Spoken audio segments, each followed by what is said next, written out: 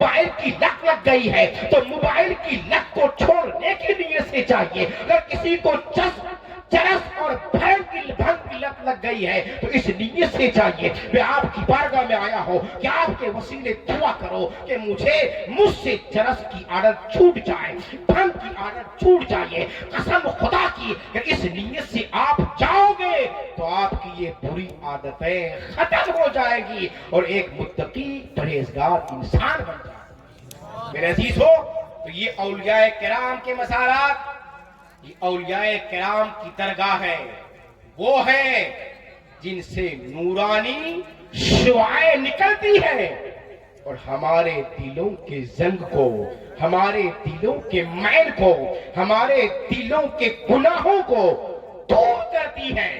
مخدوم اشرف سمنانی جب علاء الحق پنڈوی کی بارگاہ سے رخصت ہو کر یوپی کی سرزمین کچھا تشریف لے گئے تو کفر و شرک کی زمین تھی. کفر و شرک پر رہنے والے ہزاروں لوگ مختلف خطوں میں پھیلے ہوئے تھے. کوئی مٹی کو پوج رہا تھا, کوئی پتھر کو پوج رہا تھا, کوئی پیڑ پودے کو پوج رہا تھا. آپ نے ایک اللہ کے عبادت کی دعوت دی اور کہا یہ چیزیں قابل پرستش نہیں ہیں, یہ چیزیں پوجے جانے کے لائق نہیں ہیں. اگر کوئی ذات قابل پرستش ہے, کوئی ذات عبادت کے لائق ہے تو صرف خدائے وحدہ لا شریک کی ذات ہے. تو لوگوں نے کہا اے فقیر آپ یہ بتائیے آپ کے پاس اس بات کی کیا دلیل ہے کہ صرف قابل پرستش ذات اللہ ہے, صرف وہی پوجے جانے کے لائق ہے, عبادت کیے جانے کے لائق ہے, اس کے علاوہ کسی کی پوجا نہیں, اس کے علاوہ کسی کی عبادت نہیں. آپ کے پاس کیا دلیل ہے, آپ کے پاس کیا حجت ہے, کہ آپ کے پاس کیا برہان ہے, میں کیسے آپ کی بات مان لوں؟ تو آپ نے فرمایا اے لوگوں یہ بتاؤ جس کی تم عبادت کرتے ہو, اللہ کو چھوڑ کر جس کو تم پوج رہے ہو, اگر میں اسی سے کہہ دوں کہ تم بتاؤ پرستش کے لائق کون ہے, پوجے جانے کے لائق کون ہے, اگر وہی بتا دے تو بتاؤ تم مانو گے کہ نہیں مانو گے؟ تو لوگوں نے کہا ارے بڑی اچھی بات ہے, اگر وہی بتا دے, وہی پتھر, وہی مٹی, وہی پیڑ, وہی پودا اگر بتا دے کہ ہاں پوجے جانے کے لائق کون ہے تو بلا شبہ میں تسلیم کر لوں گا.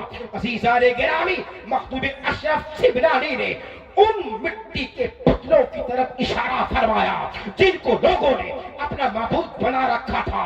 فرمایا بول پوجنے کے لائق کون ہے, بول پرستش کے لائق کون ہے, کون اس زمین کا خالق ہے, کون اس آسمان کا خالق ہے, کون اس پیڑ پودے کا خالق ہے, کون ہم کو پیدا کرنے والا ہے.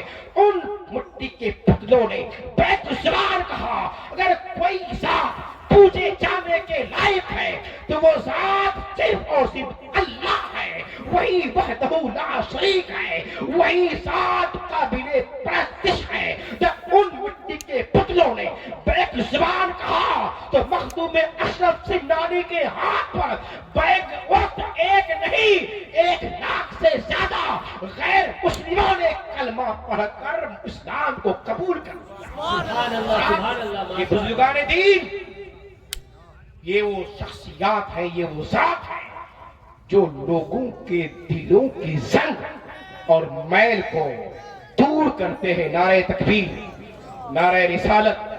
جو لوگ یہاں وہاں گھوم رہے ہیں ان سے ہماری اپیل ہے کہ آپ کے جلسے کی آخری کڑی اور خصوصی مقرر حضرت علامہ مفتی صابر رضا محب القادری تشریف لا چکے ہیں. جو بھی یہاں وہاں ادھر ادھر ہے, ہماری ان سے اپیل ہے کہ آپ حضرات یہاں تشریف لائیں.